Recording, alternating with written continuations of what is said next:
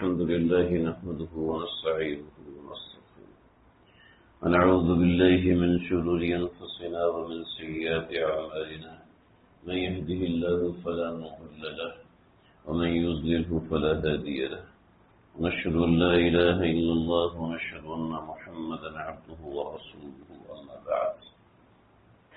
ہماری یہ مختصر سی نشست ہے 20 سے 25 منٹ پر مشتمل ہے. چند باتیں آج ذکر کروں گا. ایک ترتیب ہماری اس حوالے سے مذاکرے اور نصیحت کی ہے. اللہ تعالیٰ مجھے بھی عمل کرنے والا بنائے، ہم سب کو عمل کرنے والا بنائے. ایک بات بالکل شروع میں ذکر کر دوں. بہت سے لوگ کہتے ہیں میری نماز اچھی نہیں ہوتی، ذکر اچھا نہیں ہوتا، تلاوت اچھی نہیں ہوتی. ذکر بھی کرتا رہتا ہوں، تلاوت بھی کرتا رہتا ہوں اور دینی حلقوں میں بھی جوڑتا ہوں، لیکن پھر بھی میرے زندگی میں فرق نہیں آتا. یا اس سے زیادہ لوگ، کچھ لوگ تو یہ کہتے ہیں میری نماز میں فرق نہیں، اس سے زیادہ لوگ یہ کہتے ہیں اس کی نماز ٹھیک نہیں ہو رہی. کیا مسئلہ ہے؟ ان لوگوں پہ کوئی فرق ہی نہیں پڑ رہا. یہ بھی ایک قابل اصلاح چیز ہے کہ انسان اپنے گریبان کو چھوڑ کے دوسرے کے گریبان دیکھنا شروع کر دے، اور ہم اپنے معاملات اور اپنے مسائل کا معاملہ دوسروں کے اوپر رکھ رہے ہوتے ہیں، اور انہی کو دیکھ کر ہم خوش بھی ہو رہے ہوتے ہیں، انہی کو دیکھ کر پریشان ہو رہے ہوتے ہیں. یہ بڑی قابل اصلاح بات ہے. تو اس کا ایک علاج اور ایک جواب. میرا اپنا کوئی جواب نہیں ہے، نہ میں اپنی طرف سے بتانے کا اہل ہوں. میں وہ بات بتاؤں گا جو اپنے بزرگوں سے سنی ہوئی ہے، اور نسل در نسل بزرگوں نے یہ بات ذکر کی ہے، اور بات بڑی مجرب اور واضح ہے. جس چیز کا تذکرہ ختم ہو جاتا ہے اس چیز کی اہمیت ختم ہو جاتی ہے. ایک بزرگوں کا مقولہ ابتدا سے چلتا آ رہا ہے. دین کا، شریعت کا مزاج بھی یہی، اور دنیا کا بھی یہی مزاج ہے. جس چیز کا تذکرہ مٹ جاتا ہے اس چیز کا وجود بھی ختم ہو جاتا ہے. صحیح؟ چنانچہ میرا بچہ، میں نے اتنی محنت کی لیکن میرا بچہ ضائع ہو گیا. کیوں ضائع ہو گیا؟ اس لیے کہ گھر میں آپ نے دین کا مذاکرہ نہیں کیا.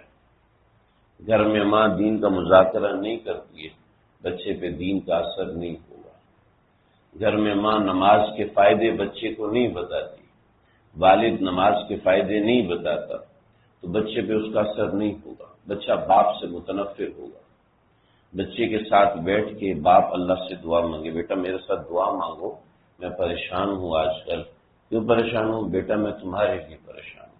اور اللہ کے سامنے ہاتھ اٹھائے اور 2-4 نقلی آنسو ڈرامہ کر دے بچے کے سامنے، تاکہ بچے کو پتہ چلے کہ میرا ابو جو ہے، میرا ابا جو ہے اپنے ربا سے مانگتا ہے، اور میرا والد میرے لیے دعا کرتا ہے.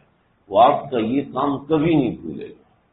اور بچے کے سامنے اس کا بار بار تذکرہ ہو، اور جب آپ اس کے سامنے تذکرہ کریں گے تو سمجھ میں آئے گا.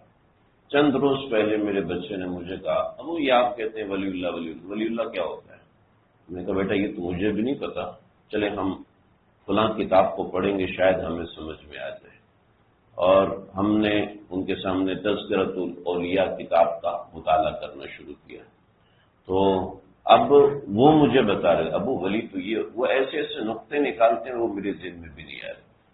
تو جب ہم تذکرہ کرتے ہیں تو تذکرہ کرنے سے سمجھ میں آتی ہے. تذکرہ کرنے سے ہمیں سب پتہ ہے. ہم نے فضائل اعمال 1000 دفعہ پڑھی ہے، ہم نے بخاری کا ترجمہ 1000 دفعہ، قرآن مجید ہمیں سمجھ میں آتا ہے. کیا ضرورت ہے؟ جب انسان دوسرے کو سناتا ہے، دوسرے کے سامنے تذکرہ کرتا ہے تو اللہ دل میں ایک نیا اثر ڈالتے ہیں. ان الفاظ میں ایک نیا اثر ہر دفعہ اللہ نے بنایا ہے. ہر بار اللہ نے ان الفاظ میں فذکر انما انت مذکر لست علیہم بمسیطر فذکر فان نفعت الذکری، نصیحت کرو کہ وہ اثر کرتی ہے، فائدہ دیتی ہے. تو اگر میں اور آپ لا الہ الا اللہ محمد رسول اللہ پڑھتے ہیں، اور الحمدللہ ہم پڑھتے ہیں، تو ہمیں نصیحت ضرور فائدہ دیتی ہے. اور نصیحت 2 طرح سے فائدہ دیتی ہے، ایک دفعہ سننے سے اور ایک دفعہ مذاکرے سے. تو گھر میں ان چیزوں کا مذاکرہ ہو. آپ یقین کیجئے بعد میں وہ لوگ روتے ہیں، ہم لوگ روتے ہیں بعد میں کہ ہمارے بچے جو ہم چاہتے تھے وہ نہیں بنے، اس لیے کہ ہم نے ان کو وہ بنایا ہی نہیں۔ ہم خود ان کے سامنے موبائل کھول کے بیٹھ جاتے ہیں، ہم خود ان کے سامنے ماں بہن کی گالیاں دیتے ہیں تو بچے وہی گالیاں دیتے ہیں، ماں باپ سے سیکھتے ہیں پھر گالیاں دیتے ہیں۔ تو یہ ایک تمہیدی بات۔ ایک اور بڑی ضروری بات مجھے آج ذکر کرنی ہے۔ مجدد الفسانی رحمۃ اللہ تعالی علیہ، احمد سرہندی، یہ وہ عالم ہیں جنہوں نے مجدد الفسانی یعنی سرکاری سطح پر دین اسلام صرف ترکی میں بچا تھا اور ترکی سارا کا سارا ہندوستان تھا، تو یہ اسی کے تحت سعودی عرب آتا تھا، اسی کے تحت مکہ، اسی کے تحت مدینہ، قطر، عرب امارات، اور یہ سارے علاقے سب اس کے تحت آتے تھے، اور یہ آج کا افغانستان اور ایران سب کا سب اس کے تحت آتا تھا۔ تو یہاں اکبر بادشاہ نے دین الہی کا اعلان کیا، تو اس کے مقابلے میں کھڑے ہوئے شیخ احمد سرہندی، اور احمد سرہندی کا ایک بڑا نام ہے، چلے میں بتاتا ہوں۔ احمد سرہندی رحمۃ اللہ علیہ اس کے مقابلے میں کھڑے ہوئے تو لوگوں نے اکبر بادشاہ سے کہا کہ اب اکبر بادشاہ جو بہتا تھا وہ بھی اہل علم کی غلطیوں کی وجہ سے بہتا، جب اہل علم بگڑ جاتے ہیں تو ظاہری بات ہے پھر ممبر بھی خراب ہوتے ہیں، مصلی بھی خراب ہوتے ہیں۔ اہل علم سے مراد اہل دین ہیں۔ جب ہم داڑھی ٹوپی والے، ہم سر پہ ٹوپی پہننے والے، نماز پڑھنے والے یہ غلط کام کرتے ہیں تو باہر والے کو ہوتا ہے یہ دیکھو یہ دین پہ چلتا ہے پھر بھی ایسی حرکت کرتا ہے، یہ دین پہ چلتا ہے پھر بھی اس نے پلاٹ مارا ہوا ہے، یہ دین پہ چلتا ہے تب بھی اس کا گھر دیکھو غیر قانونی بنا ہوا ہے، تو اس سے دوسروں کو دین پہ، میرے اور آپ کے اوپر لوگ انگلی نہیں اٹھاتے، وہ دین پہ انگلی اٹھاتے ہیں۔ مجھے آج بالکل بھی یاد نہیں تھا، ہمارا آج یہ بیان ہے، مجھے یاد نہیں تھا، ہفتہ والدہ کی وجہ سے میں کافی گھوم پھر رہا تھا تو مجھے بالکل یاد نہیں تھا، اللہ کا شکر ہوا کہ آ گیا۔ آج جو ہماری آیت تھی ان الذین یلحدون فی آیاتنا، مفسرین نے لکھا ہے الحاد کا مطلب یہ ہے کہ قرآن کی آیت کا، حدیث کا ایک مطلب ہے لیکن آپ دوسرا مطلب بیان کرتے ہیں۔ جب آیت کا ایک مطلب یہ ہے اور میں دوسرا مطلب بیان کرتا ہوں، یہ بڑی خطرے کی بات ہے، بڑے خطرے کی بات ہے۔ ایک عالمہ کا مجھے فون آیا، میں نے الحمدللہ بیان کیا، مجھے پہلی پوزیشن میں کبھی آپ نے بیان کیا تو یہ بیان کیا اور اس طرح جوشیلا بیان کیا، میں کہا آپ نے تو ساری الہاد پھیلایا، الہاد پھیلا دیا آپ نے۔ تو ہم چونکہ لوگ داڑھی والے کو، ٹوپی والے کو سمجھتے ہیں کہ یہ دین کا علم بردار ہے، اور وہ علم ہی ہمارا پھٹا ہوا ہو تو کیا ہو۔ چنانچہ انہی ایسے ہی لوگوں کی وجہ سے، مجھ جیسے نکمے لوگوں کی وجہ سے اکبر بادشاہ کے ساتھ کی سیٹ ہے، شیخ سعود کہتے ہیں میں نے اس پہ بیٹھنا ہے، دونوں علماء کی لڑائی ہوگی۔ تو اکبر بادشاہ تو وہ تھا جو عالم دین کو گلی میں دیکھ کے اتر جاتا تھا گھوڑے سے کہ پہلے یہ عالم دین گزرے پھر میں گزروں گا، اتنا ادب کرنے والا۔ لیکن ظاہری بات ہے اہل دین کی کوتاہیاں ہوتی ہیں، اہل دین سے کوتاہیاں، اور اہل دین کوئی معصوم فرشتے تو نہیں ہوتے نا، تو اہل دین کی کوتاہیوں کی وجہ سے وہ دین سے متنفر ہوا اور دین اس نے چھوڑ دیا، دین الہی اس نے اپنایا، اور مجدد الفسانی، اور کوئی کسی میں جرأت نہیں تھی ان کے خلاف اٹھ سکے، تو مجدد الفسانی رحمۃ اللہ علیہ نے ان کے خلاف علم اٹھایا۔ لیکن اکبر بادشاہ کو لوگوں نے کہا کہ آپ اس کو ویٹیج دیں گے تو لوگوں میں یہ انٹرنیشنل آدمی بن جائے گا، آپ اس کو اہمیت نہ دیں۔ اکبر بادشاہ تو چلے گئے اسی طرح۔ اس کے بعد ہمایوں جہانگیر وہ آیا سلطنت کے اندر، تو اس نے اپنا دربار ایسے بنایا کہ نورتن تھے اس کے ساتھ، نورتن سارے ایسے تھے، وہ عجیب طریقے سے بادشاہ کو ورگلانے والے، کہ بادشاہ آپ کا عزت، آپ کا اکرام، کہ 1000 برس کے بعد دین بدل جاتا ہے اور وہ دین بنتا ہے جو وقت کا بادشاہ بناتا ہے۔ آپ وقت کے بادشاہ ہیں، لہذا آپ اپنا دین بنائیے اور لوگوں کو اس میں جمع کیجیے۔ چنانچہ ہندو اور سکھ اور عیسائی اور مسلمان، اسلام، ان سب کا ملا کے ایک مذہب بنائیے۔ ایک مذہب میں اگر ایک چیز ناپسندیدہ ہے دوسرے مذہب میں بند کروائی۔ دراصل وہ ہندو مت کی طرف لے کے جا رہے تھے کہ گائے کے ذبح پہ پابندی لگا دی، اور اسی طریقے سے مسلمان ہندوؤں سے شادیاں کریں، ہندو مسلمانوں سے شادیاں کریں۔ اب ہندوؤں کو تو مسئلہ نہیں ہے نا مسلمان سے ان کا تو کوئی مذہب مسئلہ نہیں ہے، لیکن مسلمان کو مسئلہ ہے نا، تو دراصل یہ اسلام کے خلاف تھا۔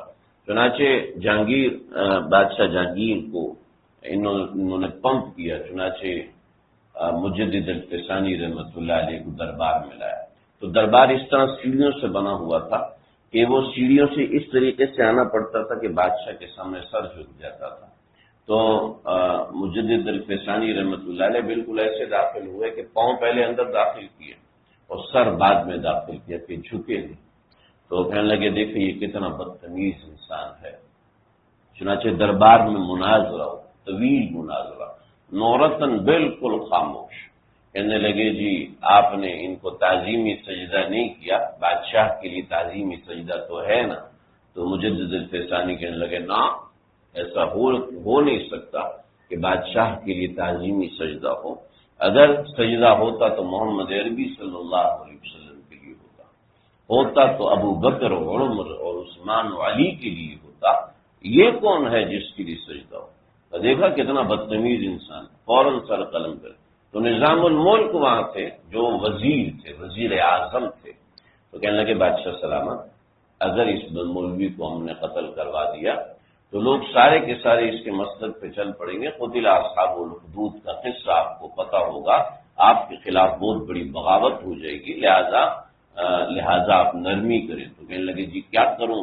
جی آپ ایسا کریں کہ کچھ دن گوالیار کے قلعے میں بند کر دیں، بند رہے گا تو مولوی ہے، تقریریں کر کر دماغ خشک ہو گیا، جب اندر چکی پیسے گا، اندھیرے میں بیٹھا رہے گا، لوگوں سے ملے جلے گا نہیں، تو خود ہی ٹھنڈا ہو جائے گا، ٹھنڈا ہو کے توبہ طائب ہو جائے گا، معافی مانگے گا، آپ بھی معاف کر دینا، پھر چلا جائے گا۔ بلا وجہ خون خرابہ کرنے کی کیا ضرورت ہے؟ تو جہانگیر کہنے لگے ٹھیک ہے، اور نظام الملک کو خود مجدد الفسانی کا خلیفہ مجاز بیعت، اب وہ کیا کرتے بتا تو سکتے نہیں تھے، چنانچہ گوالیار کے قلعے میں حضرت کو قید کر دیا۔ گوالیار کے قلعے میں جتنے ہندو کافر عیسائی تھے سارے کے سارے مسلمان ہو گئے، حضرت مجدد کے ہاتھ پہ بیعت ہو گئے، اور ہندوستان کے 4 حصے بن گئے، ایک بنگلہ دیش، ایک پورا پنجاب، اور ایک پورا یہ افغانستان اور کابل اور یہ سارے علاقے اور ایران، یہ سب ملا کے ایک، اور پورا یہ پاکستان پنجاب سے لے کے کراچی تک یہ دوسرا حصہ پنجاب، اور تیسرا یہاں سے بحیرہ عرب کی پٹی سے لے کے آخر تک جو تھا وہ بنگال۔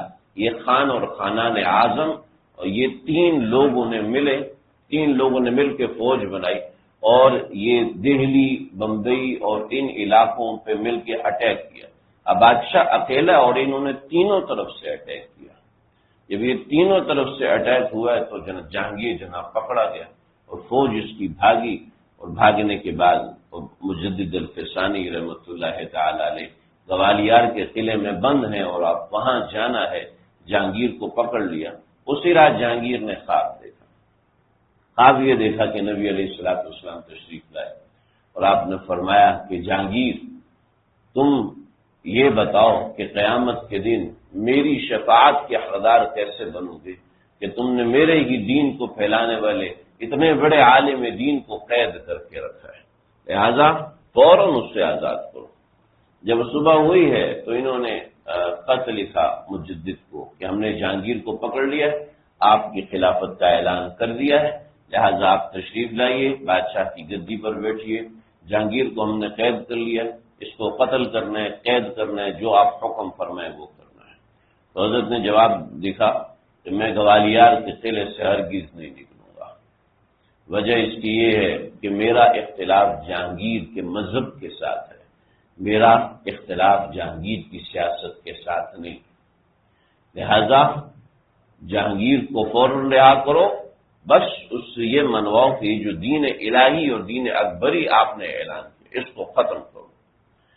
جب جہانگیر کے سامنے یہ تینوں خلیفہ مجاز بیٹھے رو رہے ہیں، اب کیا کریں، اب تو ہم پھنس گئے، حضرت ہم سے ناراض ہو گئے، تو ادھر سے دیکھا جہانگیر بیٹھا رو رہا، تب کیا ہوا کہ مجھ سے بڑے حضرت ناراض ہو گئے، لگے کیا ہوا تھا، یہ خواب دیکھا ہے۔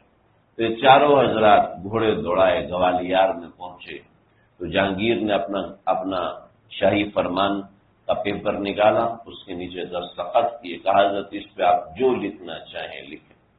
تو حضرت نے اس کے اوپر 19 فرمودات لکھے، اور پھر دوبارہ سے دین اسلام ہندوستان میں آیا، اور گائے کو چوکوں چوراہوں میں ذبح کیا گیا، اور جو بچیاں ہندوؤں کے نکاح میں چلی گئی تھی ان کو واپس لایا، جن ہندو لڑکیوں سے شادیاں کی تھی ان کو واپس کیا، یہ اسلام قبول کروا کے دوبارہ ان کا نکاح کروایا۔ تو یہ اتنا بڑا نام مجدد الفسانی کا، یہ تو میں نے ضمناً بات سنا دی تاکہ اس قصے کی اہمیت پتہ چلے، کتنا بڑا نام ہے۔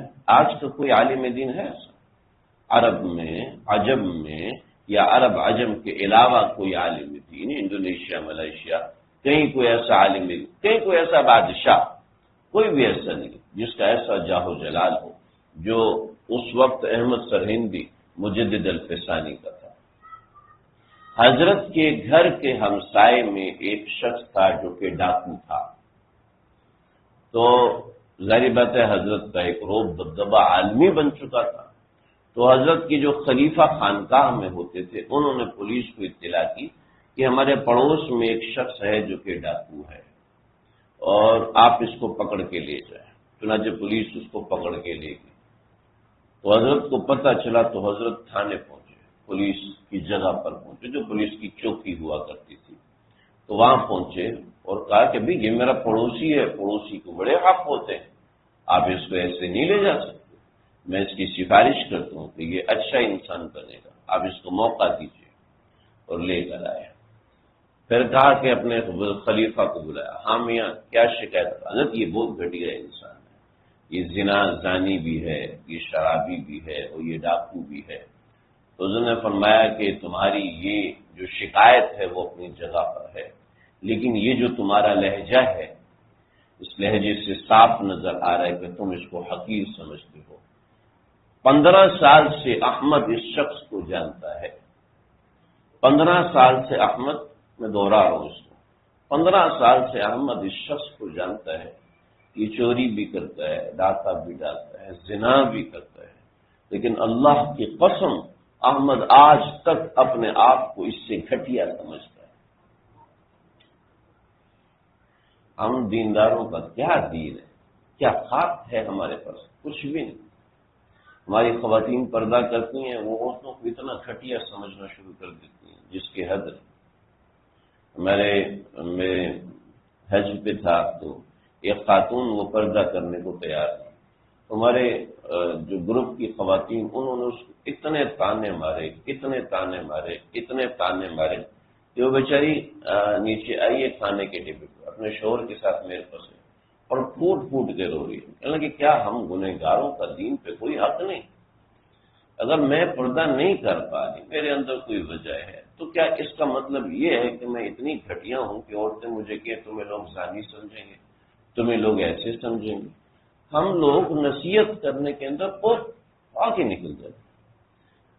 جو پہلی جماعت نکلی تھی مولانا الیاس صاحب رحمۃ اللہ علیہ، اس کی میرے والد صاحب فورسز میں تھے، تو حضرت میرے والد صاحب کی ڈیوٹی لگی تھی پرائیویٹ کے اندر، تو انہوں نے واقعہ سنا کہ جو جماعت کے اندر ایک صاحب تھے، 8 بندوں کی جماعت میں ایک صاحب جڑے تھے، انہوں نے اپنا واقعہ سنایا لگے کہ اب مولانا الیاس صاحب رحمۃ اللہ علیہ کون آدمی تھے؟ مولانا الیاس صاحب وہ شخص تھے کہ حضرت کیابی میں لکھا ہے کہ ایک مسجد میں جا کے بیان کیا تو مسجد والے مولانا خلیل احمد سہارنپوری صاحب کے پاس، حضرت یہ مولوی ہمیں چاہیے۔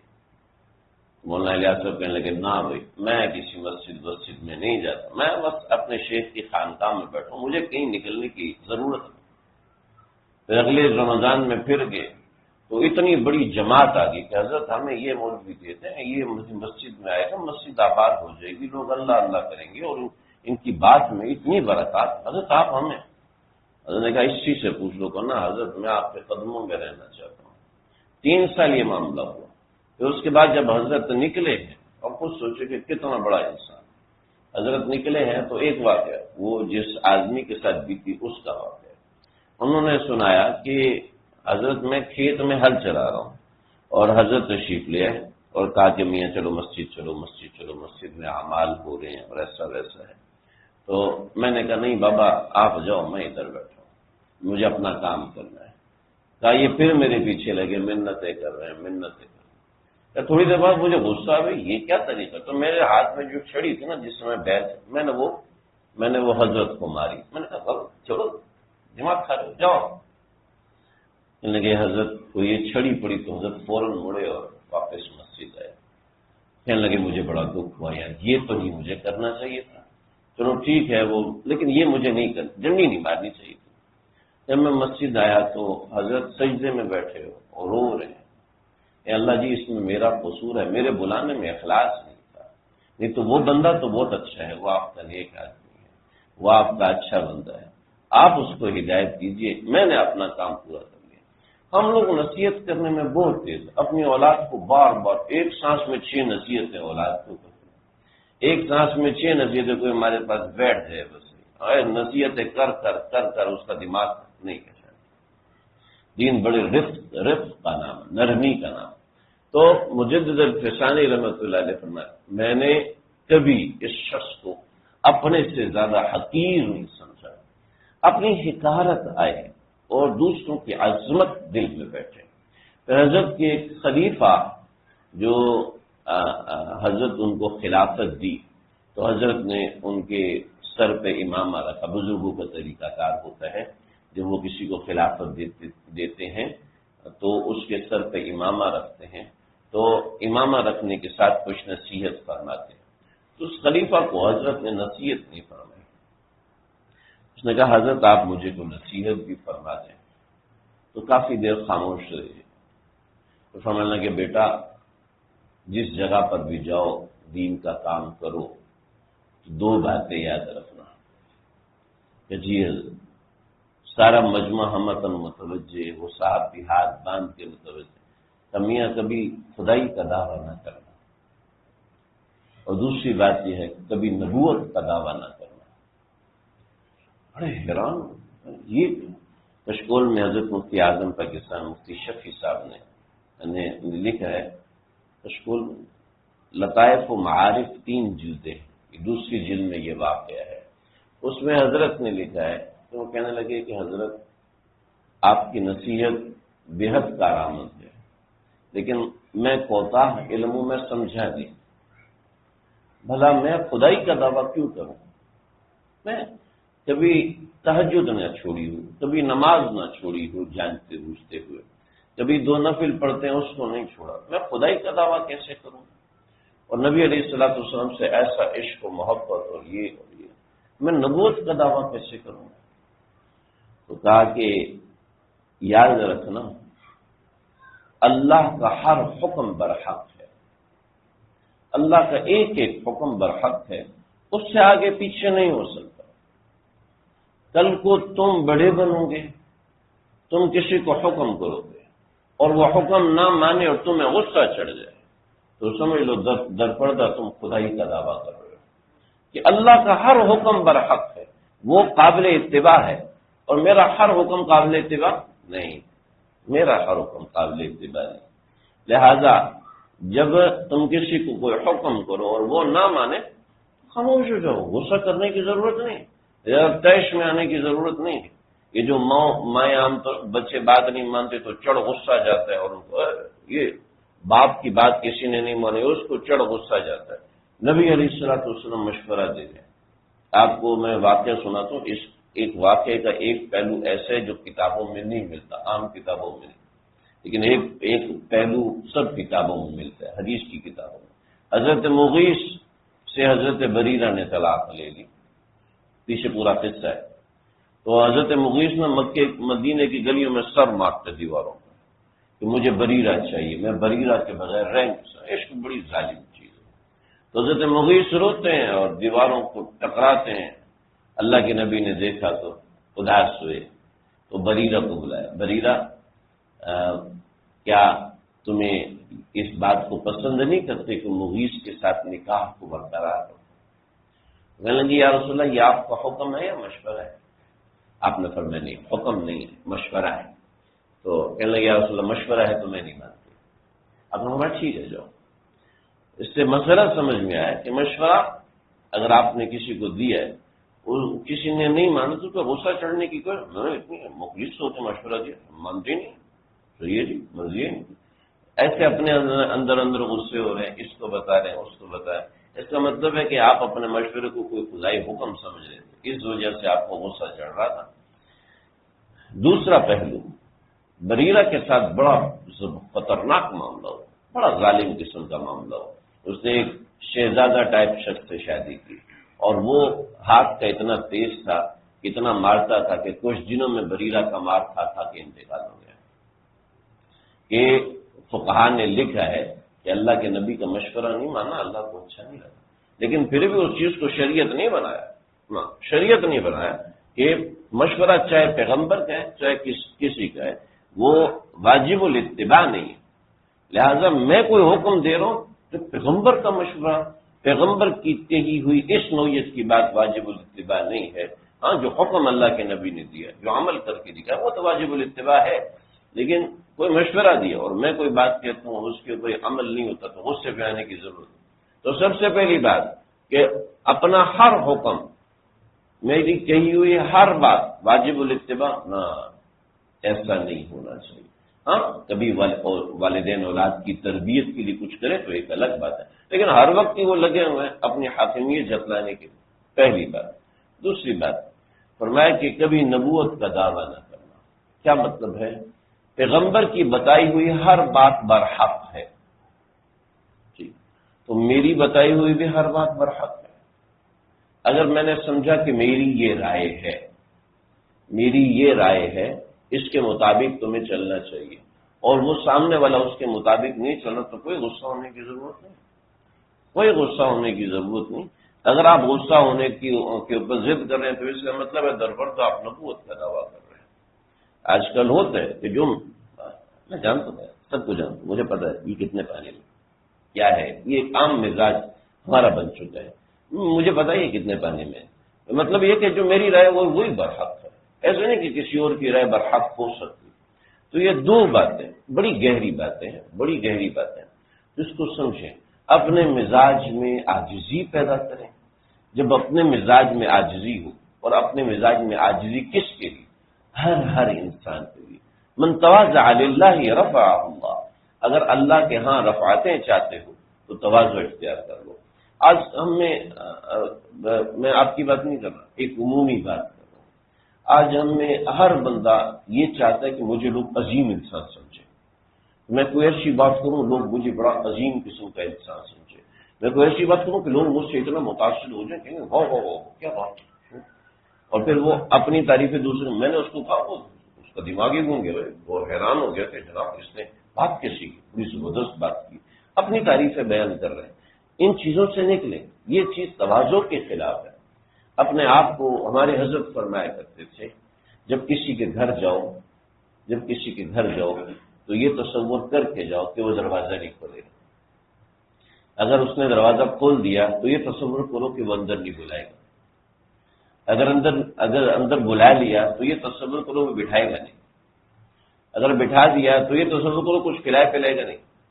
کھلا پلا دی تو شکر ادا کرو، اللہ کا شکر ادا کرو کہ میں تو اس قابل بھی نہیں تھا کہ مجھے اندر بلایا، اور اس نے اتنا سب کچھ کر دیا. اب اس میں کیڑے نکالے. چائے میں جو دودھ تھا وہ ڈیری فارم کا تھا، میں تو پاؤڈر والی پیتی ہوں. اس کے ساتھ سموسے پہ جلے ہوئے اسمیل آ رہی تھی گھی کیا، مجھے آئل والے سموسے کھاتی ہوں. اور ایسے پوری ایک داستان بنتی ہے جس نے ہمارے دین کا مزاج تباہ کر دیا. ہم صرف ظاہری چیزوں کے اوپر پڑے ہوئے. ایک اور بات مجھے یاد آ رہی ہے، اور آپ حضرات کی برکت سے یاد آ رہی ہے، تو مجھے یہ باتیں کبھی آتی نہیں ہیں. ہمارے ساتھی جانتے ہیں، مولانا الیاس صاحب رحمۃ اللہ علیہ ایک مشہور ملفوظ ہے. فرماتے تھے کہ جو دین کا کام ہے، اگر میں اس دین کے کام کے 100 حصے کروں تو اس میں سے ایک حصہ میں سمجھاؤں، اور جو ایک حصہ میں سمجھاؤں اس کے میں 100 حصے کروں تو اس میں سے ایک میں سمجھا سکتا ہوں کسی کو، اور وہ جو ایک حصہ میں تمہیں سمجھا سکتا ہوں تم اس حصے کے 100 کرو تو اس میں سے ایک آگے بتا سکتے ہو. تو اپنے کسی طریقے پر، اپنی کسی تقریر پر، اپنے کسی نماز پر، اپنے کسی عمل پر کبھی ناز مت کرنا. چل جائے گی کہ ہم دوسروں کے رویوں کے اوپر بحث کریں کہ اس کا رویہ ایسا، اس کا رویہ ایسا. سراپا اخلاق اور سراپا کا تواضع بنے. اللہ مجھے آپ ہم سب کو سمجھنے کی توفیق عطا فرمائے.